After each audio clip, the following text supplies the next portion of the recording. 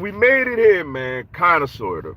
It ain't it ain't September 10th, but for right now, I'm cool with with August 12th. I'm cool with August 12th.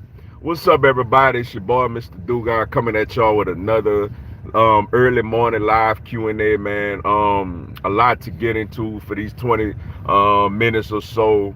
Philadelphia Eagles, Baltimore Ravens tonight in Baltimore. Preseason opener for our Birds. Um, I'm gonna be honest, no official word yet on if Hurts and the starters are gonna play at all. I remember last year we played the first series against the Jets. Hurts went out there and was like 7 for 7. Threw a touchdown pass to got his bell rocked on the sideline a little bit by the New York Jets. Remember when Sirianni, was calling out Robert Saleh and all that. But went out there, did his thing, and we ain't seen him the rest of the preseason. So I don't know if we're gonna do that same formula as far as we're gonna let the first team offense get a series or not. We're not quite sure about that yet. But to be honest with me, it's not even about the starters. To be honest, we know what they could do. We know what they could do. I get it. It'll be nice to see them. Considering the fact we got a new offensive coordinator and Brian Johnson. Though he still wouldn't probably get really schematic. It'll probably be some more vanilla, type of stuff. But to me, what I'm excited about, honestly, is to see the rookies. Um, I'm excited to see Jalen Carter out there. I'm excited to see Nolan Smith out there. I'm excited to see Sidney Brown out there. Keely Ringo. And in a second year player, Cam Jurgens, if he plays. Like, I'm excited to see what he could do, if they put him out there as a guard. Um, we don't really need to see none of the veterans out there like the, you know, I it'll be cool to see Hurts for a series, but we don't have to. Because you don't want to put guys like Lane Johnson and Jason Kelsey out there. But at the same time, I don't want to put my franchise quarterback out there with backup linemen neither. So yeah, man, I'm excited to see these rookies, yo. I'm excited to see the Carters, the Nolan Smiths, and all those guys, man. To see what they could contribute. It's exciting. It's a real exciting time right now, man. Like I said, not quite September 10th, but we'll settle for this for right now. Um, a lot of other preseason action going on. We in full preseason swing mode right now. The Cleveland Browns. I was watching the Cleveland Browns and the Washington Commanders a little bit last night. Sam Howell played a little bit, last night and stuff like that. So, we gonna see, man, a lot of other games. Giants played the Lions last night. Um, who else? Packers and Bengals. It was a few games out there last night, man, that got a lot of publicity and stuff. A lot of teams like Jordan Love went out there for a series or two, look good. I'm hearing that Patrick Mahomes is going to play against the Saints tomorrow, which some teams, kind of getting their quarterbacks out there, getting it out the way, and getting ready for preseason. But overall, like I said, I'm excited to see what these rookies do tonight. Don't know if Hurts going to play yet or not, but I'm excited to see these rookies out there.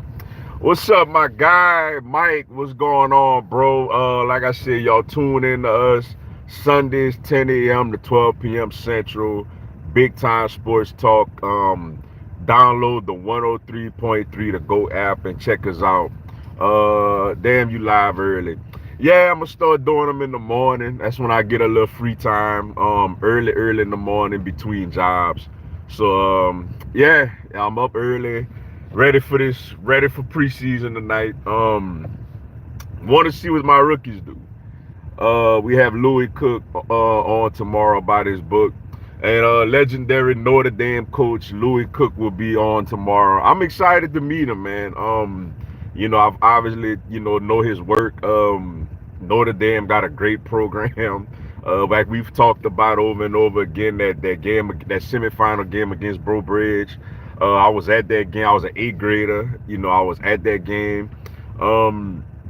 And that Breaux Bridge team was definitely loaded. They was very, very loaded. Matter of fact, we was talking about that in the barber shop last night. I went to the barber shop last night, and we was talking about that Breaux Bridge team. It ironically came up.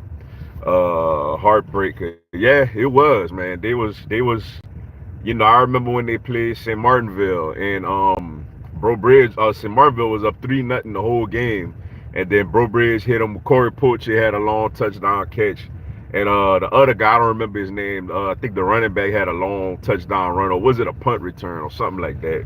And Breaux Bridge beat us 13-3, and Nushi was a sophomore.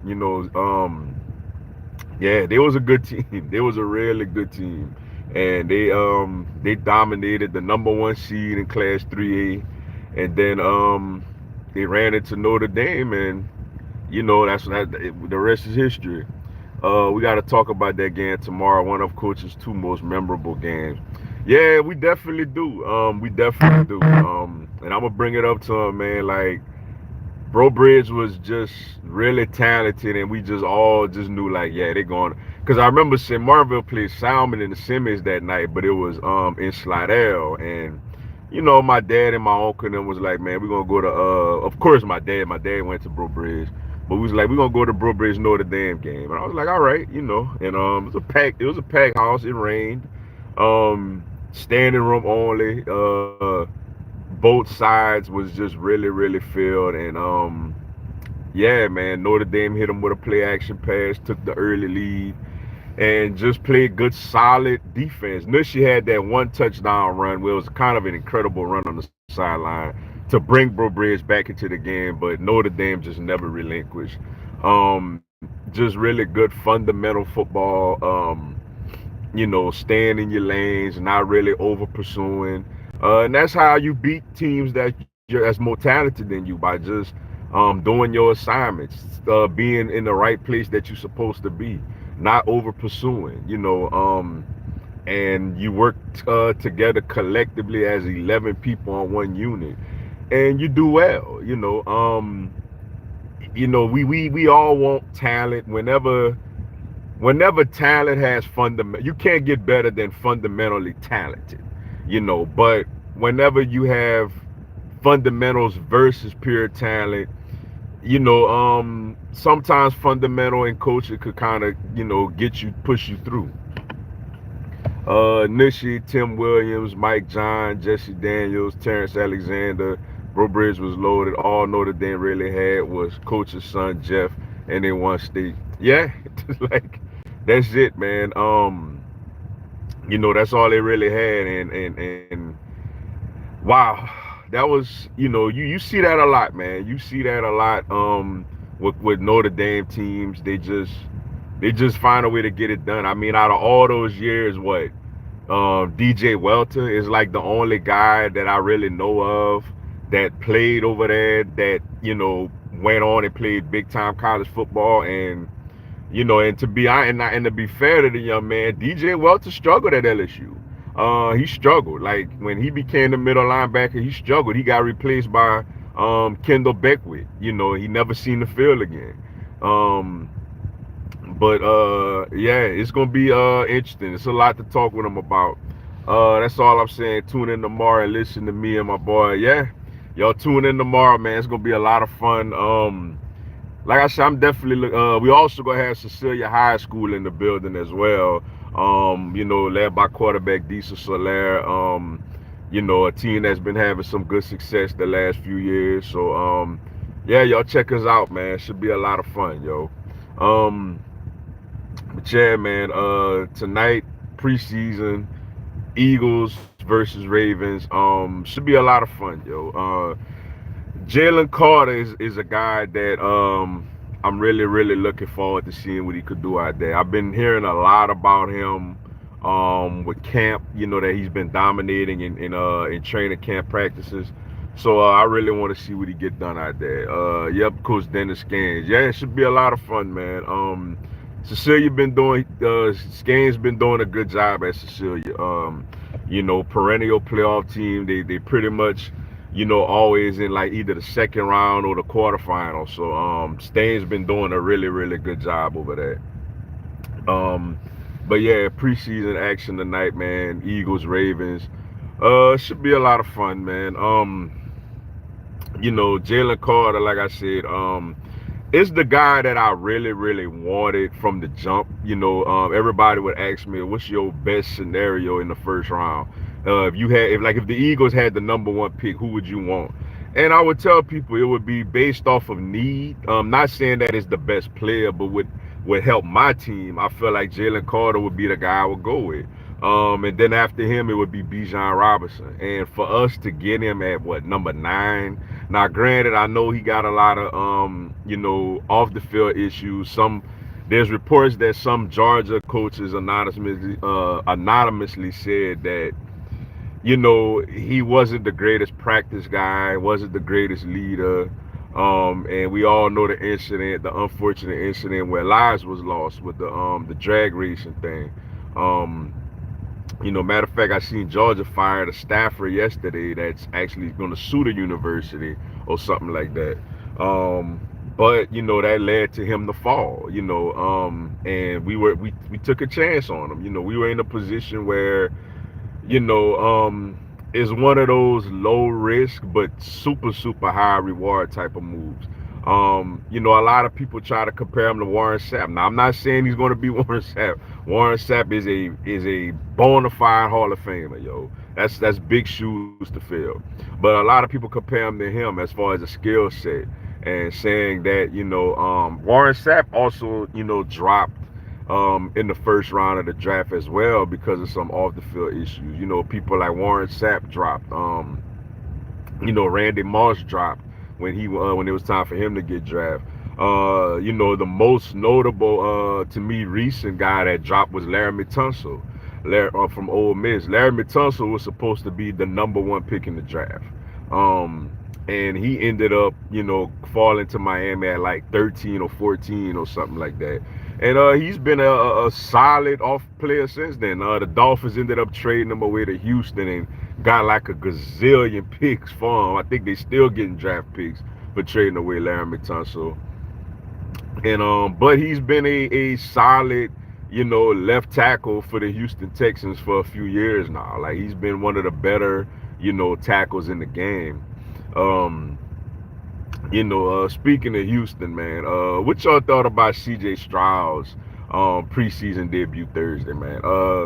He struggled, yo. He definitely struggled. It looked like things were a little hard for him to process. He struggled out there. But to be fair to him, Tunsil wasn't out there.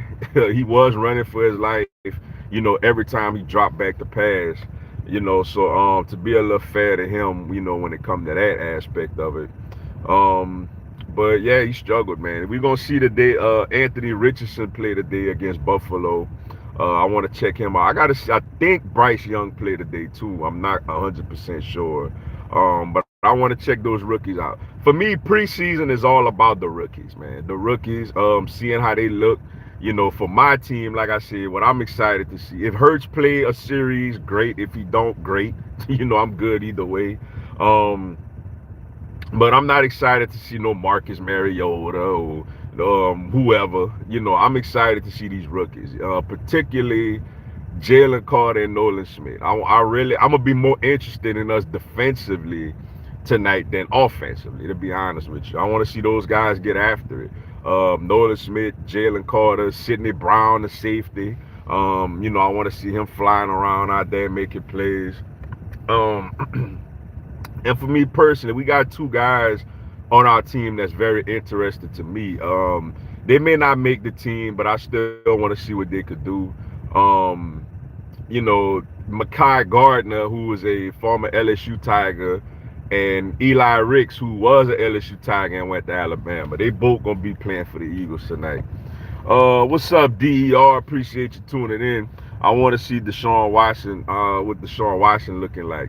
I seen they played last night. I don't know if he played though. They played the Commanders last night. I know that Washington, Sam Howell played a little bit for Washington, but I didn't see when Cleveland had the ball. I didn't see if Deshaun played or not though. But yeah, Deshaun should be better this year. I tell people that I did an AFC North preview video. Y'all can check that out. And I feel like Deshaun Watson is going to be better this year, yo. Last year, obviously, he had a lot going on.